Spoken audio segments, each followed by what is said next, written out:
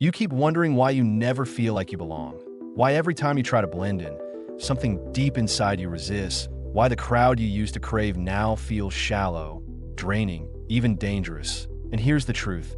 You can't fit in because you were born to stand out, called to lead, and heaven never designed you to follow the patterns of a broken world. Leadership, especially God-ordained leadership, carries a weight that isolation often precedes. You've mistaken your separation for punishment, but it's actually preparation. God is refining your voice in the wilderness, not ignoring you, just like he did with Moses, who spent 40 years in the desert before leading a nation. You've been hidden because what's on your life is too costly to be exposed prematurely. There's a mantle on you that intimidates people even when you're silent, and that's why you're misunderstood, overlooked, and even rejected, not because you're unqualified, but because your spirit threatens the comfort zones of those still living on the surface. You're called to disrupt, to confront, to carry truth with a weight that doesn't bow to trends or titles. And that means you will often feel alone in rooms full of people. But don't confuse loneliness with lack. David was alone with sheep when God anointed him king. And you're in a similar season where your leadership is being shaped in private before it's revealed in public. You've felt resistance from friends, even family, but that's not a sign to retreat.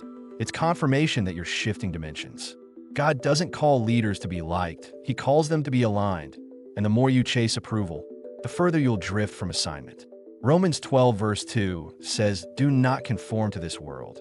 And every time you try to fit in, God disrupts your peace because your destiny doesn't permit compromise. You weren't built to echo. You were born to declare. Leaders carry a prophetic weight that sees what others can't, feels what others ignore, and stands when others flee. You're sensing spiritual tension right now because your life is pressing into a higher calling, and that pressure is proof that heaven is getting ready to release you, but only after you've let go of the need to be understood. The cost of leadership is that you will be criticized for walking roads others are too afraid to take. Elijah stood alone before kings. Esther risked everything for her people. Paul lost his reputation for the sake of truth. And Jesus himself was rejected by the very people he came to save. So what makes you think your leadership won't come with pain? But here's the secret the enemy doesn't want you to realize.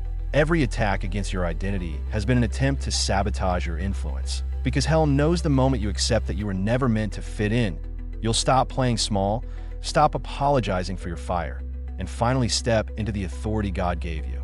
Leadership doesn't wait for a title. It begins the moment you say yes to the wait. You've been marked for more, and the frustration you feel is the friction between who you've been and who you're becoming. Stop shrinking in rooms you were called to shift. Stop downplaying your discernment just to avoid confrontation. Stop dimming your light to keep people comfortable in the dark. God didn't call you to be relatable. He called you to be transformational. And that means you will offend, you will disrupt, and you will be misunderstood, but it also means you will lead, and that leadership will shake things that have been asleep for too long. So here's your wake-up call. You're not going crazy, you're just going deeper. You don't belong because you were never created to fit in.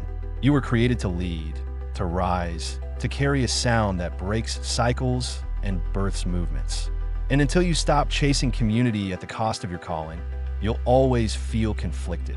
Accept the cost, embrace the stretch, and walk boldly in the truth that God didn't make you different by accident. He made you different to make a difference.